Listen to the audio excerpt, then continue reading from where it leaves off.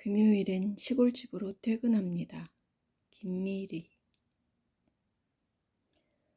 어디서인가 하루하루를 여행처럼 생각하면 모든 순간이 소중하고 특별해진다는 구절을 읽은 적이 있다.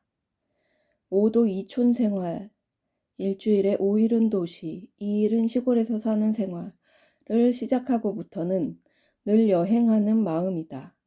서울에서 보내는 닷새 동안은 주말 이틀이, 시골집에서 보내는 이틀 동안은 서울에서 보내는 닷새가 여행처럼 느껴진다.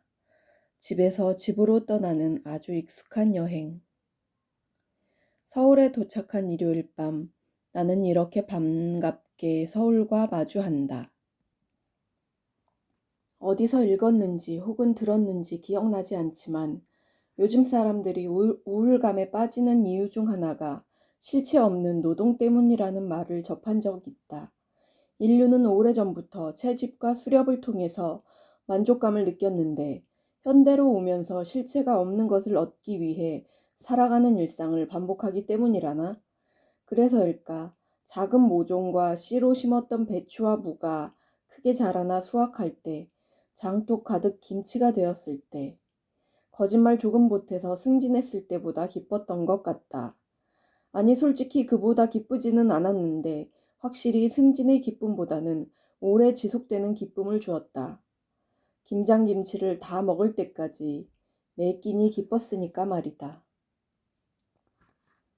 마음에 드는 시골집을 찾았을 때 꼭 확인해야 할 체크리스트.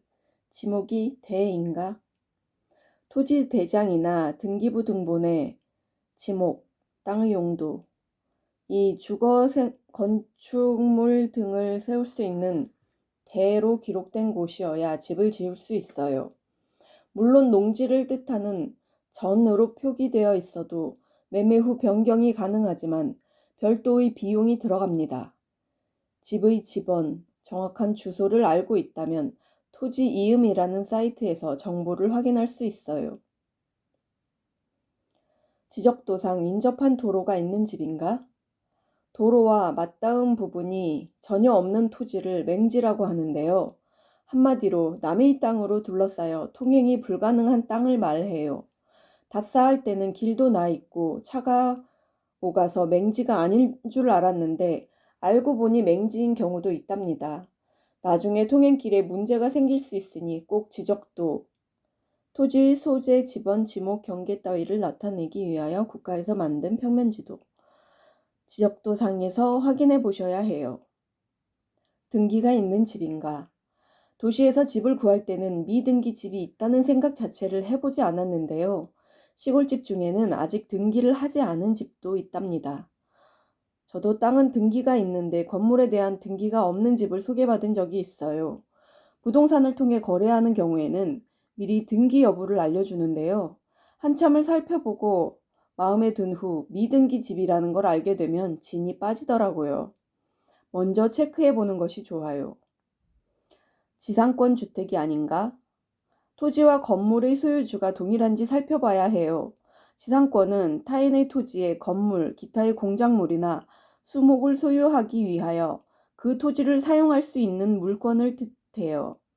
타인의 토지에 건물을 지어 건물에 대한 권리만 있는 지상권 주택을 매매하는 경우도 있고 반대로 지상권 주택이 있는 토지만 매매하는 경우도 있거든요. 두 가지 모두 복잡한 경우라서 꼭 사전에 확인해 보아야 합니다. 리모델링이 가능한 집인가? 기둥과 석가래가 썩지 않고 튼튼한 집이라면 겉보기에 폐가 같아도 리모델링이 가능해요. 다만 겉으로만 튼튼해 보이는 건 아닌지 살펴봐야 합니다. 구조적으로 힘을 받는 기둥이나 보가 썩거나 뒤틀리지 않았는지, 특히 기둥은 바닥 쪽, 주춧돌 부근에 습기가 차지 않았는지 살펴보는 게 좋습니다. 또 전반적으로 수직과 수평이 잘 맞고 특정한 쪽으로 기울지 않았는지도 중요합니다.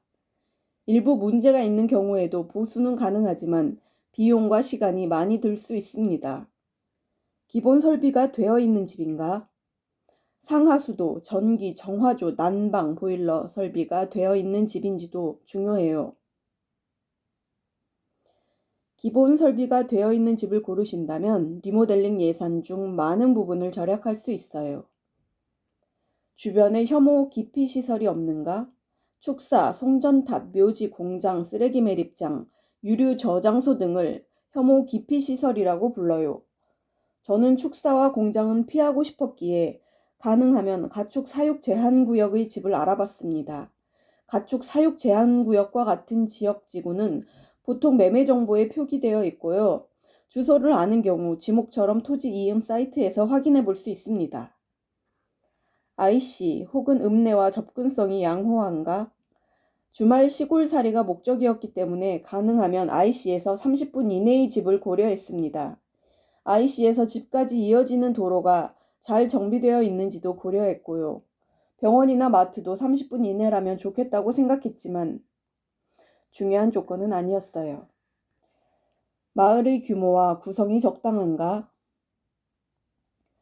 조용한 시골살이를 원했기 때문에 너무 큰 마을에 속한 집은 처음부터 아예 제외했어요. 집을 본 전후로 마을의 규모, 몇 가구로 이루어졌는지와 구성, 원주민과 외지인의 비율은 어떤지를 중개업자를 통해 확인했어요. 그리고 정말 마음에 드는 집은 계약 전에 이웃집, 이장님과 짧게라도 이야기를 나눠보았습니다. 여기까지가 제가 집을 구할 때 확인한 체크리스트입니다.